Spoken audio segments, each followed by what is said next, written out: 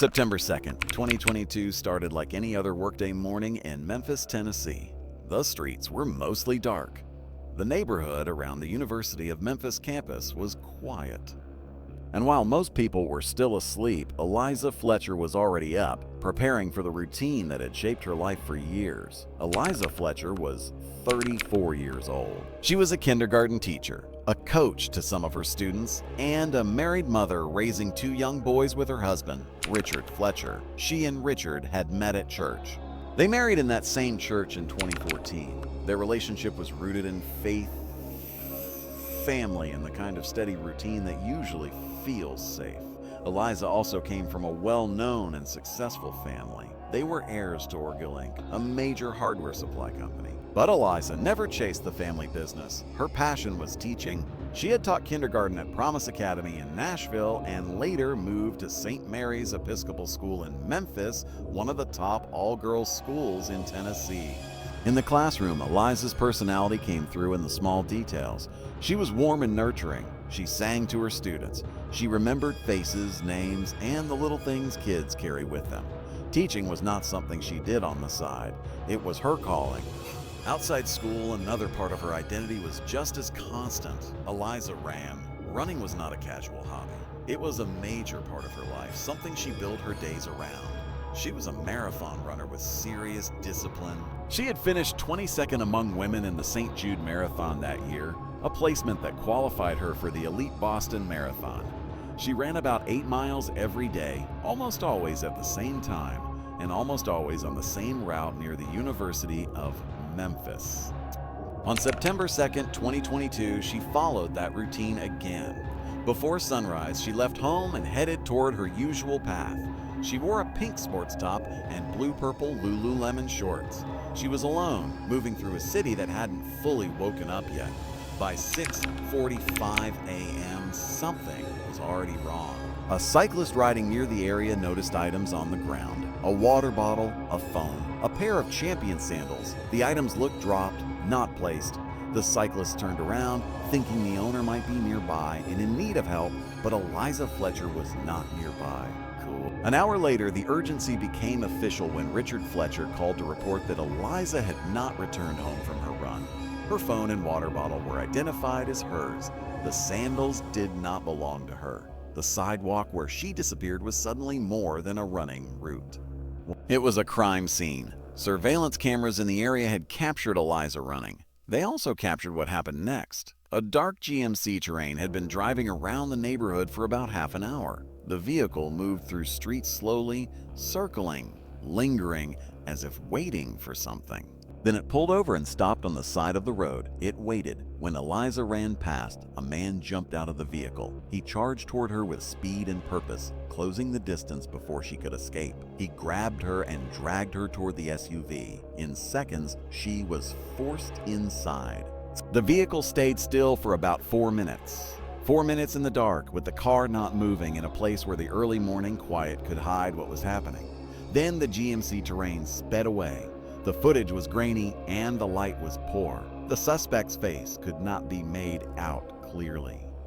The abduction happened fast, but 2 details stood out. One of the vehicle's lights appeared damaged, and camera angles along the route produced a partial license plate number. The Champion sandals left at the scene clearly belonged to the man who grabbed her, and they were collected and sent for testing.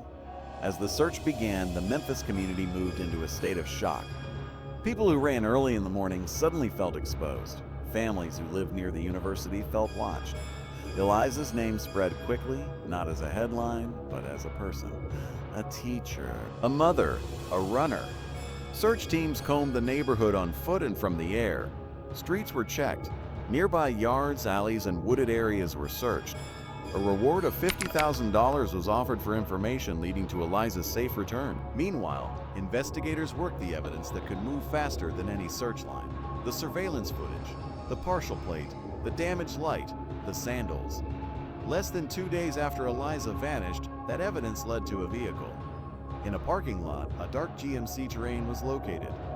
One of its lights was damaged, matching the detail seen in the footage. And when DNA from the sandals came back, it pointed to a name already known in the system for nearly 3 decades. Cleopa Obstin. Cleopa Obstin was 38 years old.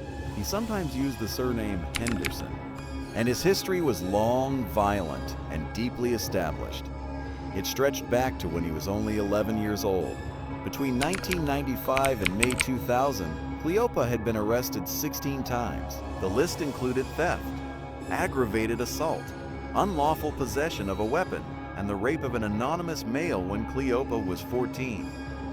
He had also served 20 years in prison for kidnapping. He had only been out of prison for a couple of years when Eliza Fletcher disappeared. That kidnapping case from 2000 had nearly ended in murder. A man named Kemper Durand had been dragged into the back of a vehicle at about 2 a.m. by the then 16-year-old Cleopa and an accomplice named Marquette. Kemper escaped after drawing attention and calling out.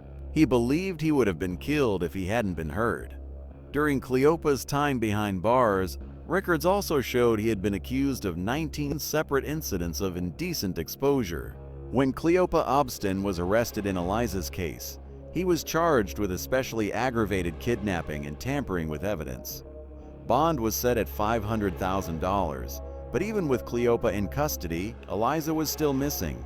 Cleopa was not giving up her location. The search continued, and the clock kept moving forward. Investigators began connecting devices, locations, and movements. Phone data became a map. It placed Cleopa in the area where Eliza had been taken. It also placed him in the area where her body would later be found. Then, 4 days after Eliza Fletcher vanished, the search ended in a place that looked abandoned and forgotten about 7 miles from where she was last seen, behind a vacant duplex apartment at the 1600 block of Victor Street.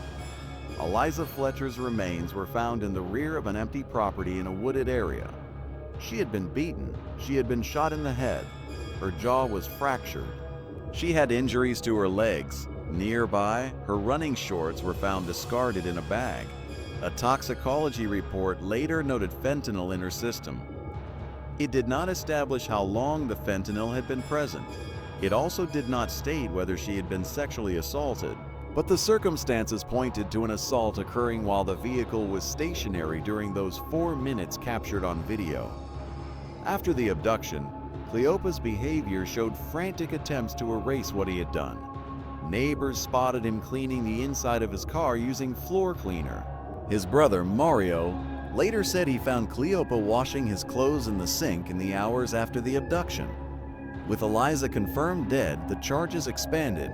First-degree murder was added. Additional charges followed, including identity theft, theft of property under $1,000, and fraudulent use of a credit card. Mario Obstin was also arrested on separate charges, including possession of controlled substances with intent to manufacture and sell fentanyl, possession of controlled substances with intent to manufacture and sell heroin, and possession of a firearm during the commission of a dangerous felony.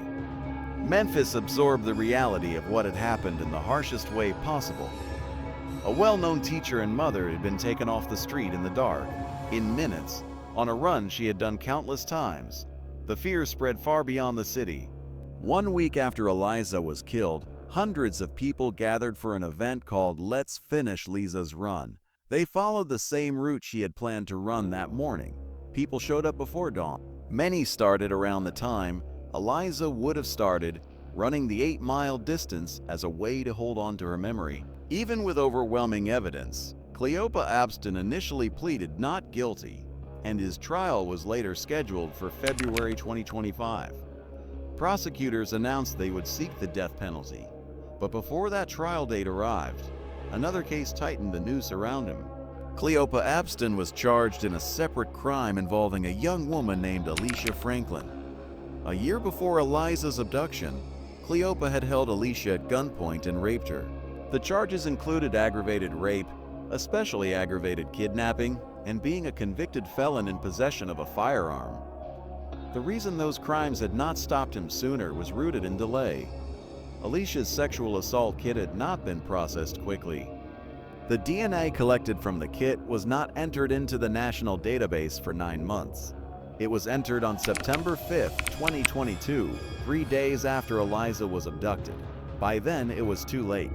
Cleopa was convicted in Alicia Franklin's case. He was found guilty of aggravated rape, aggravated kidnapping, and unlawful possession of a firearm by a convicted felon. He was sentenced to 80 years in prison for the attack on Alicia. Then Eliza Fletcher's case took a final turn. At the end of 2024, Cleopa Obstin changed his plea. He pleaded guilty to all charges in the kidnapping and murder of Eliza Fletcher. The decision ended the possibility of a long trial and cut off years of appeals. Cleopa Obstin was sentenced to life in prison without the possibility of parole. In court, he appeared the same way he had appeared repeatedly throughout the proceedings, still expressionless and detached. There was no visible reaction that matched the damage he had caused. Eliza's family responded with a written statement. They described Eliza as someone whose smile radiated happiness, energy, and comfort. She was a wife, a mother, a daughter, a sister, a friend, a teacher, and a person whose faith and kindness shaped everyone around her. They made clear that nothing could excuse what had been done to her, and that their lives had been changed forever. In the aftermath of Eliza Fletcher's murder and Alicia Franklin's case, a new law was passed.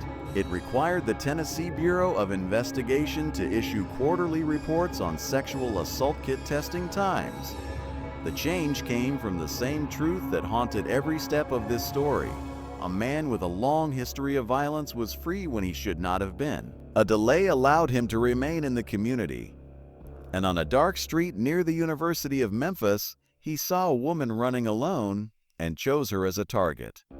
Eliza Fletcher left her home early that morning to do what she loved. She expected to return to her husband, to her children, and to her classroom. Instead, her routine became the moment a predator entered her path. And the city of Memphis, along with everyone who followed her story, was left with the knowledge that in 4 minutes by the side of the road, a life could be taken and a family could be shattered forever.